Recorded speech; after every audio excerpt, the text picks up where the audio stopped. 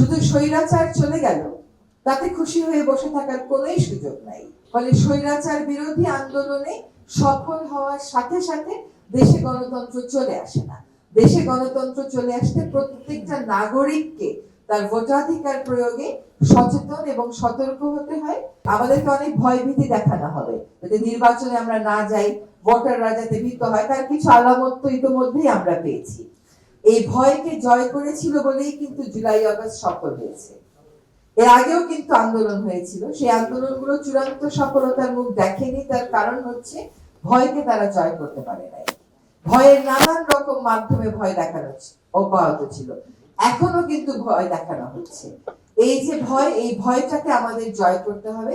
বাংলাদেশের মানুষ বারবার ভয় জয় করেছে, সুতরাং এইবারও আমরা জয় করব। এবং তরুণেরা আমাদের জন্য যে আত্মাহুতি দিয়েছে, যে আত্মবিসর্জন দিয়েছে, সংস্কারের পথটাকে বেছে নিয়ে গণতন্ত্রের ভিত্তি রচনাতে সামনের 12ই ফেব্রুয়ারি যে গণভোট, সেই ভোটে আমরা আমাদের সিদ্ধান্ত প্রয়োগ করব।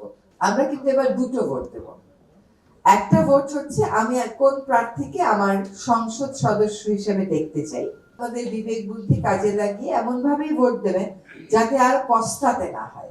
আমরাই ভোট দিই, আমরাই আবার বলি নেতারা ভালো না, এটা হইতে পারবে না। আমরা ভালো নেতা দেখে যেন ভোট দিই। প্রথম নির্বাচনটা সম্পর্কে, সাধারণ নির্বাচন সম্পর্কে আমাদের এটাই থাকবে আপনাদের কাছে আবেদন। ওই একই দিনে যে দ্বিতীয় ভোটটা দেবে সেটা হচ্ছে গণভোট।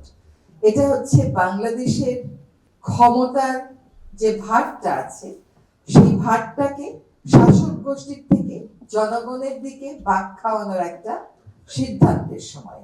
এই গণভোটে অবশ্যই সকলে অংশ নেবেন এবং যদি সত্যি সংস্কার চান তাহলে উত্তরটা আমাদেরকে হ্যাঁ বলতে হবে।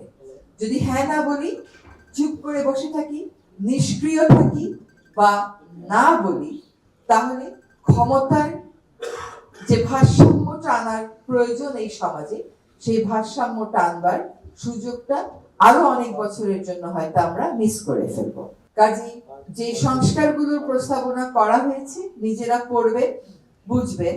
এগুলোর ব্যাপারে কিন্তু সরকারের পক্ষ থেকে অনেক প্রচারণা, অনেক ব্যাখ্যামূলক নোট প্রস্তুত করে আপনাদেরকে দেয়া হচ্ছে।